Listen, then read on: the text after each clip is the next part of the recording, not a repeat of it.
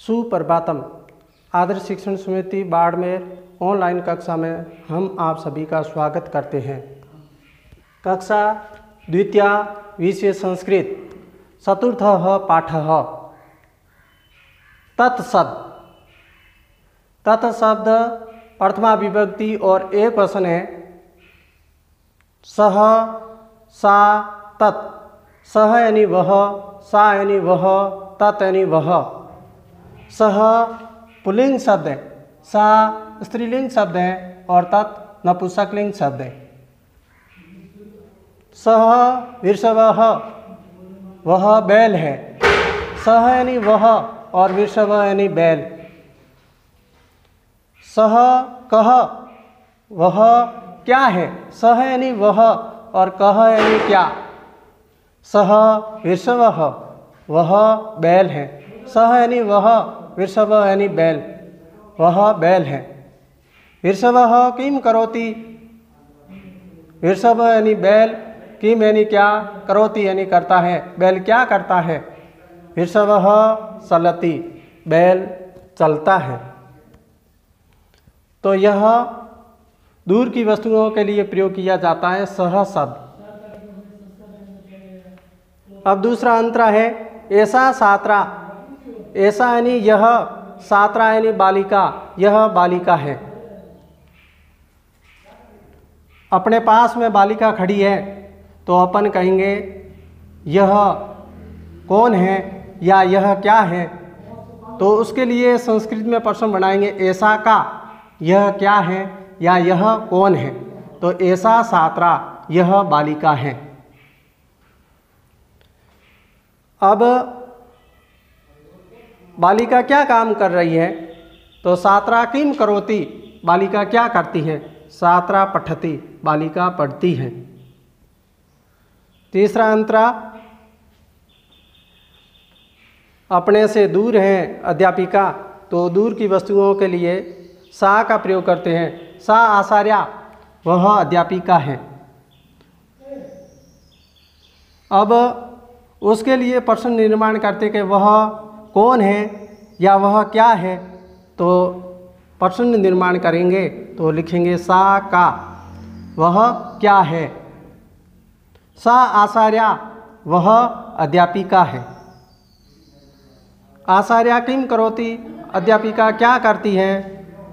आचार्या लिखति, अध्यापिका लिखती है।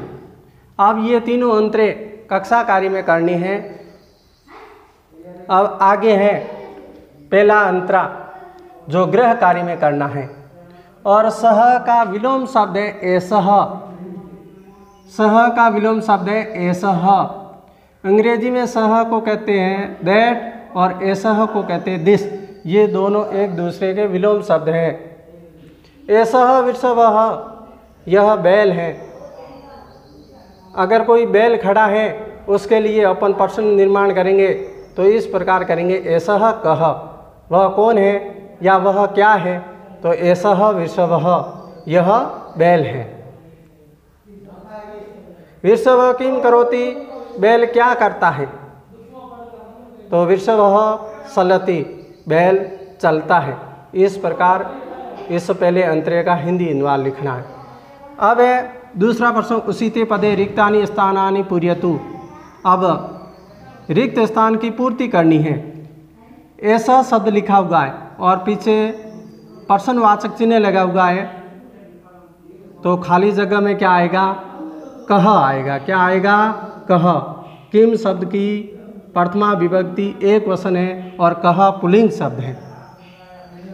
ऐसा कह, यह कौन है। तो अपने पास में बालक खड़ा है, नज़दीकी है, तो नज़दीक वस्तुओं के लिए ऐसा शब्द का प्रयोग करते हैं। ऐसा बालकः। अब दूसरा प्रश्न है सह। और सह शब्द का दूर की वस्तुओं के लिए प्रयोग करते हैं। सह आया हुआ है और उसके बाद में प्रश्नवाचक चिन्ह है और खाली जगह में क्या आएगा, कह। सह कह, वह कौन है। तो होगा सह श्रीधर। अब एक बालक खड़ा है जिसका नाम है श्रीधर। और अपने से दूर खड़ा है। तो संस्कृत में कहेंगे सह श्रीधरः, वह श्रीधर है। और संस्कृत में प्रश्न निर्माण करेंगे तो पूछेंगे सह कः। अब प्रश्नवाचक चिन्ह लगा हुआ है। और अगर अपन नदी के लिए बनाएंगे तो लिखेंगे ऐसा ह, और दूर के लिए बनाएंगे तो बनाएंगे कह। ऐसा कह, यह कौन है? तो ऐसा महेश, यह महेश है। अब अपने पास में दर्पण है तो ऐसा शब्द का प्रयोग करेंगे, और अपने से दूर है तो सह शब्द का प्रयोग करेंगे। सह दर्पण, वह दर्पण है। अब प्रश्न निर्माण करेंगे तो कह सह, वह क्या है? वह दर्पण है।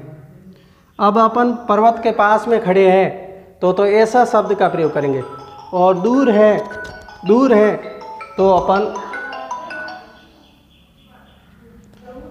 दूर है तो सह शब्द का प्रयोग करेंगे। जैसे कि नदी है तो उसके लिए प्रश्न निर्माण करेंगे तो क्या करेंगे? ऐसा पर्वतः, यह पर्वत है। तो प्रश्न निर्माण करेंगे तो कह ऐसा।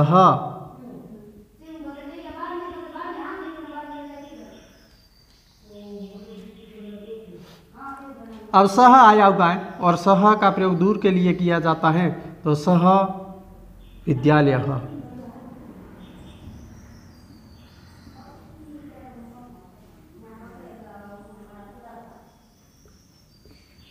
वह विद्यालय है।